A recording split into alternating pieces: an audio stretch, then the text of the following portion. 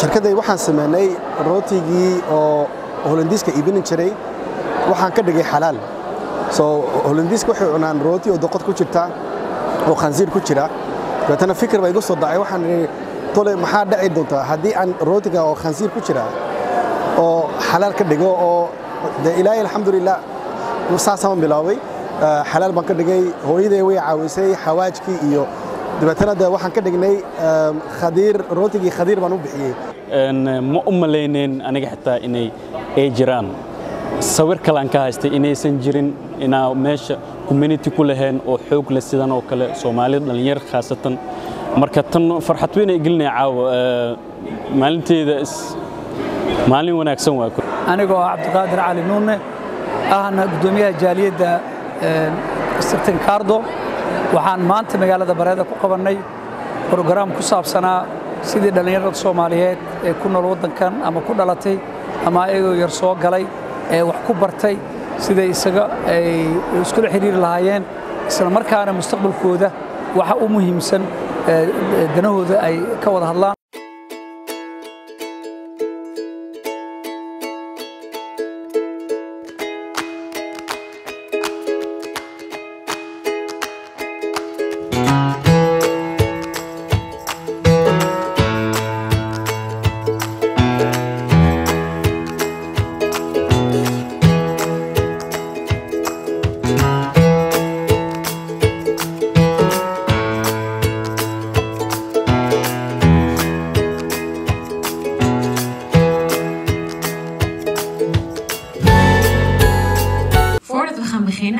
ga ik jullie even voorstellen aan 2 powervrouwen. 2 van de 4 vrouwen die dit hebben georganiseerd. Fadema en Nisrin, willen jullie even naar voren komen alsjeblieft.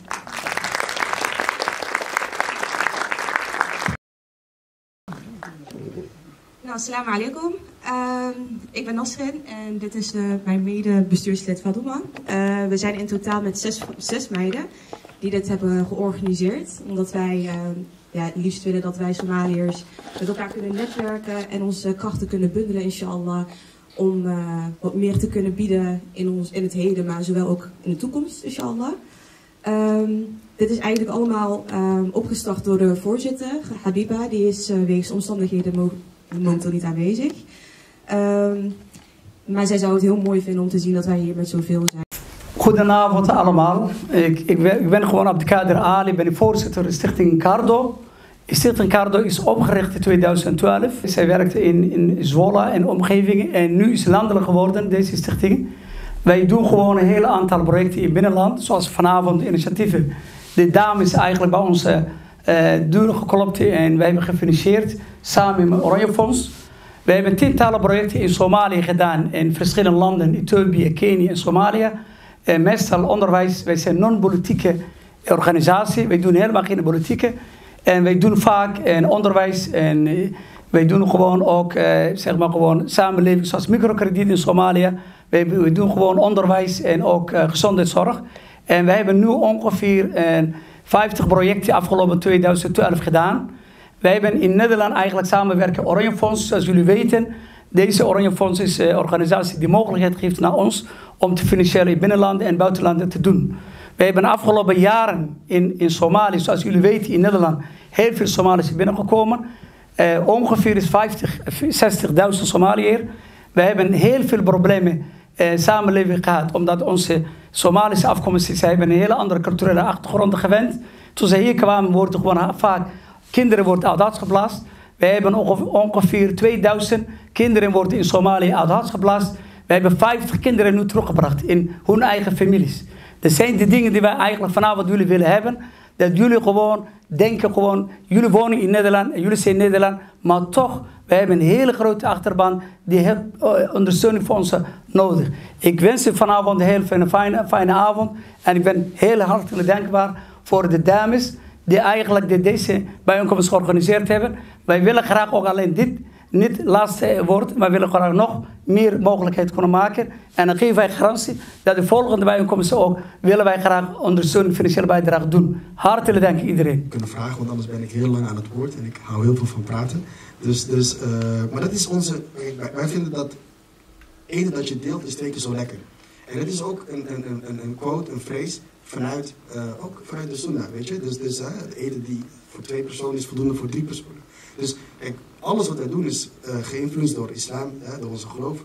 En wij proberen daar ook met een zuivere intentie naar te kijken. Al onze producten zijn halal gecertificeerd, alhamdulillah. En wat we zien, we hebben onderzoek gedaan, doelgroeponderzoek, unicum, nog nooit gebeurd, onder de halal shopper. Door markteffect. En daar komt het uit dat meer dan 50% van de Nederlanders heel neutraal kijkt naar halal. Voor mij was dat nieuw, want ik dacht van, weet je, halal is de perceptie is heel negatief. Maar uit onderzoek is gebleken dat dat helemaal niet klopt. Sterker nog, 1/3 van de Nederlanders geeft aan wel eens halal te eten. En heeft daar meer interesse in. Dus je ziet gewoon dat de consumentenpatroon aan het veranderen is. En wij heel veel op buikgevoel beginnen in, maar we gaan meer in data doen. En dat is ook wat ik jullie wil meegeven. Data, weet je, ChatGPT, ga erin duiken. Ik bedoel, we hebben een copywriter die onze teksten schrijven, noem maar op. Maar hij is bijvoorbeeld Derek, maar die de Engelse website voor ons heeft vertaald, die is druk. Dus ik zeg, oké, dan gaan we ChatGPT gebruiken. Dus ik ben nou mijn teksten met ChatGPT aan het vertalen. Het werkt prima. Je moet wel met menselijke ogen naar kijken, maar wees als ondernemer daar ook creatief in. Out of the box denken. We zeggen het heel vaak, maar niemand doet het. Dus dat is wat ik jullie wil meegeven. En hartelijk dank voor het luisteren naar mijn verhaal. So I'm a supervisor for athletes, especially athletes coming from Ethiopia, Kenya, to help them how to navigate in Europe when they come for races. And as a kid, I was like the usual Somali kid. I used to live with my grandma in a small town, and yeah, there was a war. You have all that experience, and we were like normal. We didn't know nothing out of the box. We knew only that life, and it was exciting and happy life, you know, with your cousins and everyone. And as a Somalians, we appreciate being with the whole family together. So it was like a normal growing up for me. When I was young, you know, my mom wouldn't like, you know, to go football, and you know, we used to go to football fields, and then we used to always make a trouble. So my mom didn't appreciate that. So I was, you know, as a kid, you know, you have so much energy, and you want to waste that energy. And if you are not allowed to play football, then you need another way to waste that energy. So that's why I started like running with the kids, and you know, people were saying, "Oh, you talent," and then I was not talent, but they say, "Oh, you run fast." Then I thought I was fast. Then that's how I started. You know, it needs a time. You know, you wouldn't be like a small record holder or Netherlands champion in one day. It takes longer time and hard work, and it takes also, you know, that you appreciate what you do. As Abdul said, if you love what you do and you do day in and day out, and then one day it will be possible. Anything is possible.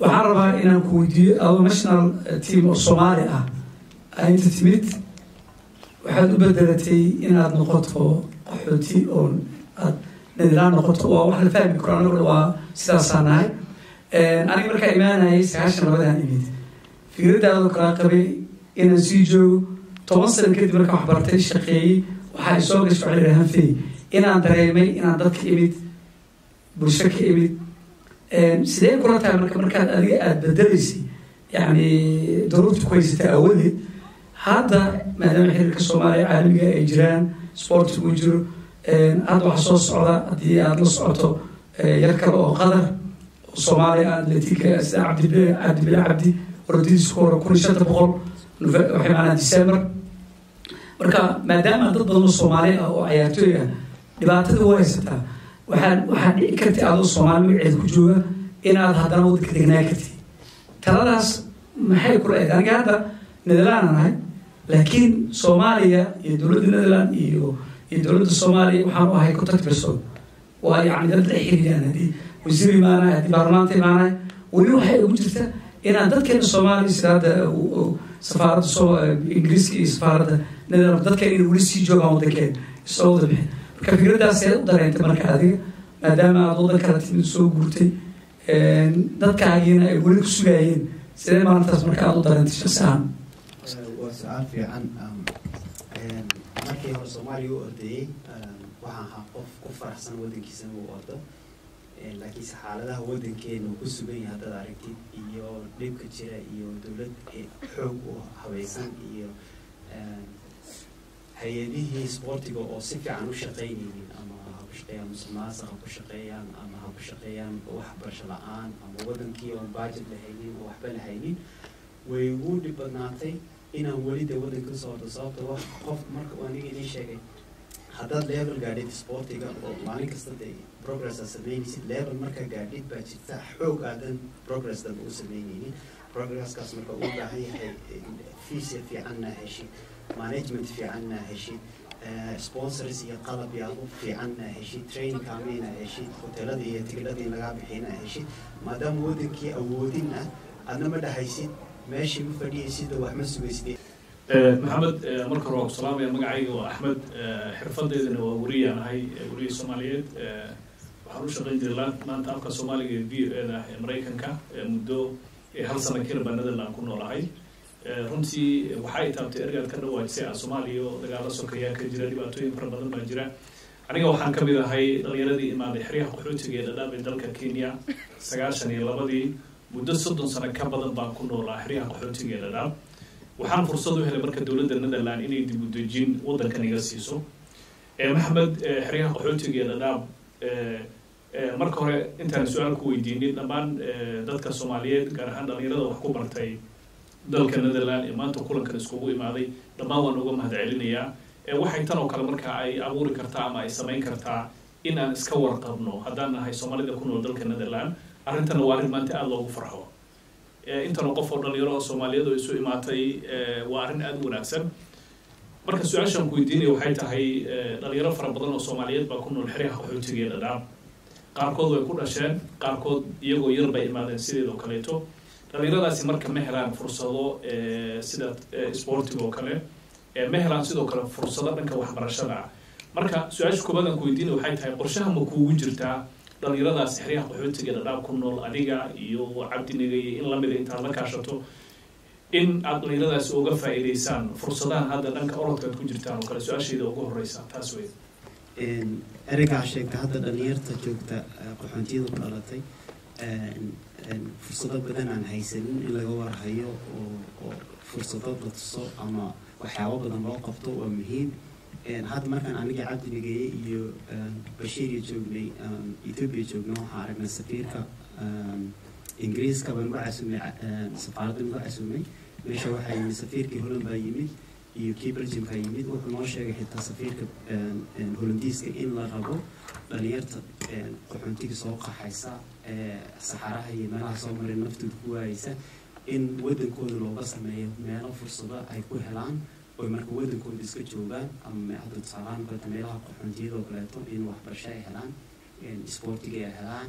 bulshada isdhexgalka ay helaan waddankii hadduu wanaagsanaadana sidii waddanka ay u noqon lahayn oo ay macnihii community-ga haddana mar labaad u dhexgeli lahaayeen in macnihii loo fududeeyo marka waa arrin fiican ilaa hadda waxaan ku tala jiraa October inaan aadno dowladda Ethiopia ee xagga Soomaalida baan casuntay October inaan halkaa tago seminar dhalinyartii waxaa kasoo qayb galo oo macnihii soo arko wixii xaaladda iyo wax la qaban karo Kenya weli meesha qaxoontiga weligay ma tegin laakiinse waxaan tegay meel Ethiopia hadda ay ku taalo oo qaxoontiga Soomaali ay degan yihiin baan tegay mar hore waana wax dee dhalinyarteeni tusaalahaan kaleeto waxay leedahay anigu markaan yaraa ordayay talent ma ahayn horta idiin sheegaya laakiinse hard workan geliye weeyaan laakiinse marmar waxaan ka fakeraa dhalinyar badan oo Soomaaliyeed ama hooyooyin badan ama gabdho badan oo Soomaaliyeed oo talent leh oo naga caqli badan baa jira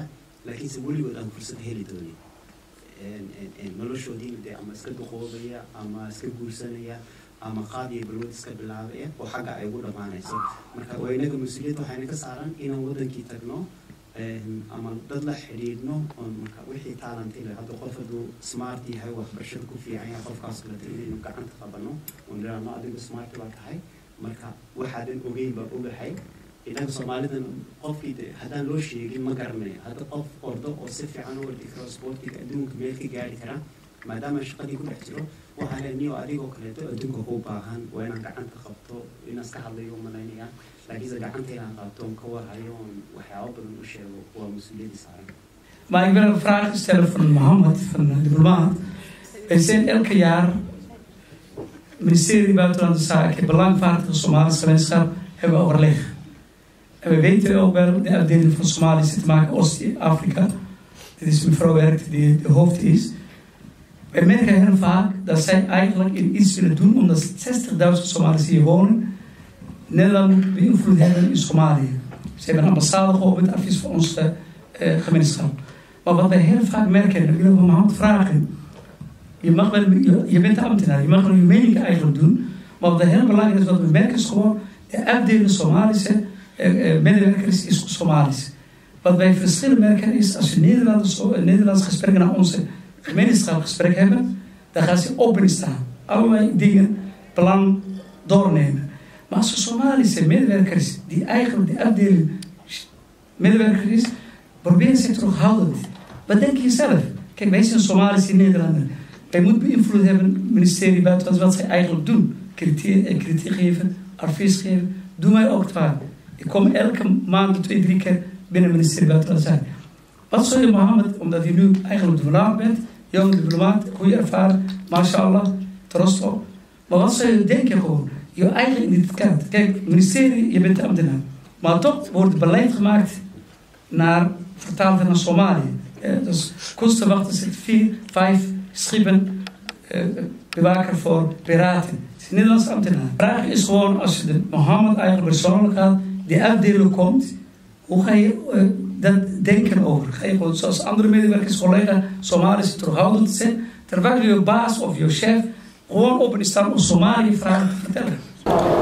Assalamu alaikum, magacaygu waa Cabdullaahi Haweys ku nool magaalada Tilburg ee dalka Holland en xafladan ama eventmentigan aan ka soo qayb galay aad aan u faraxsanahay en waa big network oo Soomaalida badan dhalinyaro u badan iskugu yimid dumar iyo ragba en aad aan soo dhaweynaa waxaan rajeynaa kuwan iyo kuwa kasiiba oo kasii ka badan waxa ugu weyn ay soo jiitay waxay ahayd en waxa meesha ka soo qayb gal rag oo ganacsato ah ondernemer ah sida soo bilowdeen ganacsigooda iyo meesha hadda joogan taasa waxa ay noqotay wax oo motivation si oo aad soo jiitay en ma u maleyneen aniga xitaa inay ay jiraan sawir kale aan ka haystay inaysan jirin inaa meesha community ku lahayn oo xoog leh sidan oo kale Soomaalida dhalinyar khaasatan marka tan farxad weyn ay gelinay caawa maalinteeda maalin wanaagsan waa kulay.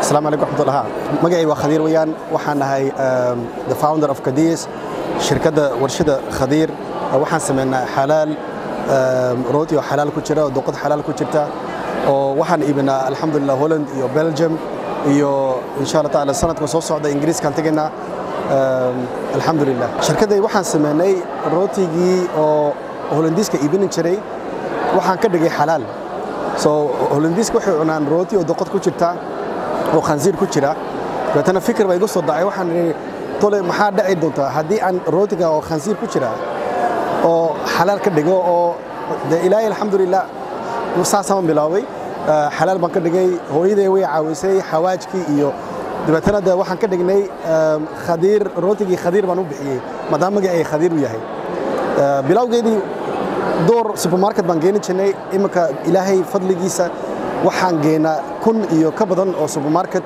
oo Holland ku taala iyo Belgiumka wallahi maanta aad iyo aad u faraxsanahay horta bulshadan oo Soomaalida oo wadankii oo dhan isku imaanay waxaan sameynaa yani network experience waxay tahay yani qof kasta khibradiisii buu keenaya oo dad badan oo high positions ba ku jira oo dadkii online ba la isku arki jiray ma fahantay markaas imika waxaan dadka Somali professionals sameeyeen dadkii oo dhan oo khibrada haysta ba la isku keenay oo imika alxamdulillah waxaan sameynaa qof kasta wuxuu haysto buu يعني قف كده نصيحة وسكوكينيا أيو يعني sharing بسمانيا knowledge كيسي يو خبرتيسي يو يعني وحو هايستو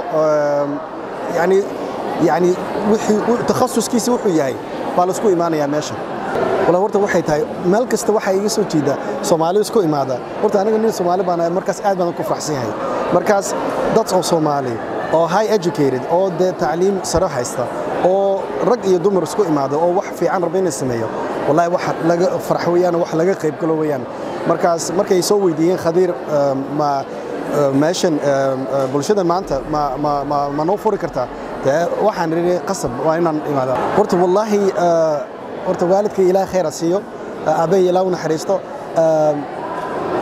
ayayday horta waxay taajirad oo markaan biriga hore oo Hargeysa markaan ku guurnay oo Djibouti markaan tagnay ayayday door shirkadood bay haystay oo marketkiyo bay khudrawaad iyo waxyaalo iibin jirtay iyo awowgay wuxuu yahay waa Yemeni weeyaan hooyaday waa yani waa Soomaaliyeed weeyaan markaas Yemeniinta dadkii oo ganacsiyada u weyn waa Yemeniinta weeyaan oo wadanka Soomaaliya ganacsiyada ka haysta iyo Djibouti iyo meelaha markaas bilowgii wallahi waalidkii aad ay u dhiirigeliyeen iyo asxaabtii iyo يعني dadka la shaqaysan jiray anigoo Cabdiqaadir Cali Nuune ahna gudoomiyaha jaaliyada Sirtin Kaardo waxaan maanta magaalada Bareeda ku qabanay program ku saabsanaa sidii dhalinyarada Soomaaliyeed ee ku nool wadankan ama ku dhalatay ama ayagoo yar soo galay ee wax ku bartay sidii isaga ay isku xiriir lahaayeen isla markaana mustaqbalkooda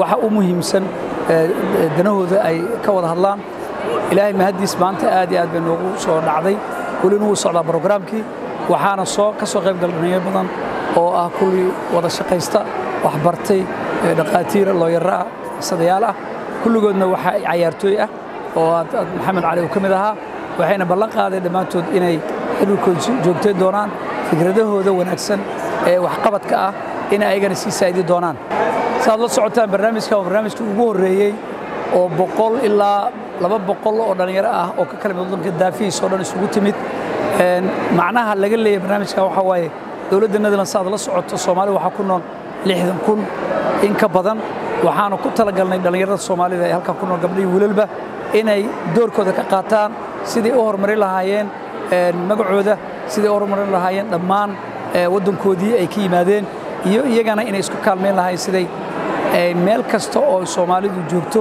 wax uga qabsan lahaayeen haddii noqoto dhanka ganacsiga haddii noqoto dhanka maaragtay sharciyada hooyarada dhaqaatiirta iyo cid kasta oo booska ku fadhisay awl aan Soomaali ahayn inay boos kasta ay Soomaalidu ka qayb gasho waxayna taas anfacaysaa magaca Soomaaliyeed ee guud waxay kaloo anfacaysaa dadka Soomaalida ee ku nool waddankan Holland inay yihiin dad isku tashaday oo dadaalay sidaa daraaddeed ayaan maanta waxaan ballan qaadnay inaan ummadda Soomaaliyeed isugu timid inay muujiyaan sidii uga wada hadli lahaayeen wada tashi isla markaana laga sameeyo barnaamij ah wixii ka soo baxa maanta kulankan dhalinyarada ka dhacay magaalada Bareeda ka bacdina waxa la sameyn doonaa kulamo kale oo sidoodii oo kala wanaagsantii saad la socoto Sirtin Kaardo waa istirtinka soo abaabulay programyadan in dhalinyaradu isku keeno isaga maalgeliyay isagaana mataqaana u sameeyay wax alaale facility oo ku saabsana Kaardo saad la socotaan waa urur hay'ad ah oo ka sharciyay waddanka Holland waxna badan u qabta dadka Soomaalida isla markaana waddankeeni Soomaaliyana ka sameeyay horumar badan sida qalabaynta kalluumaysiga isbitaalaadka waxbarashada iyo in ummadda Soomaaliyeed ay hesho cadaalad iyo sinaan aad iyo aad u muhiimsan assalaamu calaykum waa Maxamed Cali waxaan ahay Netherlands champion iyo Somali 5000 national record holder aad iyo aad baan ugu faraxsanahay maanta inaan halka ku soo booqdo Bareeda community-ga Soomaalida oo maanta lahayd networking arrin aad loogu farxo in Soomaalida meesha isku timaado oo isku weydaarsadaan ra'yigooda iyo fikradahooda waxa maanta soo jiitay dad badan oo businessyaal leh ama shaqooyin leh oo maanta inspirational ahaa oo soo jiitay oo ka sheekeeyay journey-gooda iyo sida shaqada u bilaabeen iyo noloshooda Netherlands ay navigation ugu sameeyeen horta Soomaalidu waa dad aad iyo aad u caqli badan meel kasta oo ay tagaan business ka bilaaba oo bulshada dhex gala oo doona inay meesha ka dhex muuqdaan aad iyo aad baan ugu faraxsanahay Soomaalida maanta meeshan dad ka shaqeeya caafimaad ka shaqeeya dad looyara ah dad sportiga ku jira dad business ku jira dad wariyaal ina meesha kula kulmo aad baan ugu faraxsanahay oo waxa lagu farxo oo proud lagu noqdo dad Soomaali oo adduunka wada qabsadayna let's go for the world magacaygu waa Axmed Nuur Maxamed Cabdullaahi waxaan ka mid ahay mas'uuliyiinta ama howlwadeennada hay'adda Cardo Aid ee Netherlands. Barnaamijkan maanta waxaa loogu talagalay dhalinyarada Soomaaliyeed ee wax ku baratay dalka Netherlands isla markaana aqoon isweydaarsi ku saabsan sidee dhalinyarada isu caawin kartaa sidee dhalinyarada waxyaabahay barteen uga faa'iideyn karaan dhalinyarada Afrika ku nool. hay'adda Cardo Netherlands baa soo qaban qaabisay kulankan iyadoo kulankan intuu socday diiradda lagu saaray doorka dhalinyarada ee isdhexgalka bulshada. waxaan ognahay dhalinyaro fara badan oo Soomaaliyeed oo ku nool dalkan Netherlands inay wax ku barteen dalkan sidoo kale tan dhalinyaradaasi loo baahan yahay waxay barteen inay uga faa'iideeyaan dhalinyarada ku nool wadanka gudihiisa Netherlands iyo waliba sidoo kale Afrika.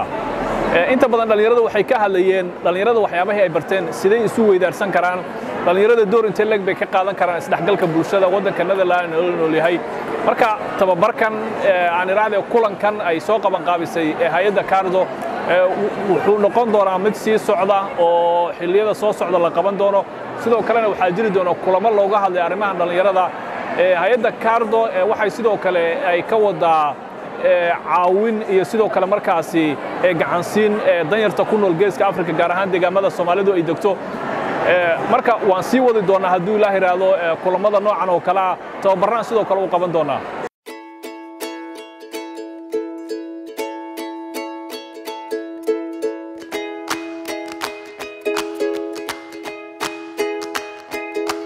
Thank you.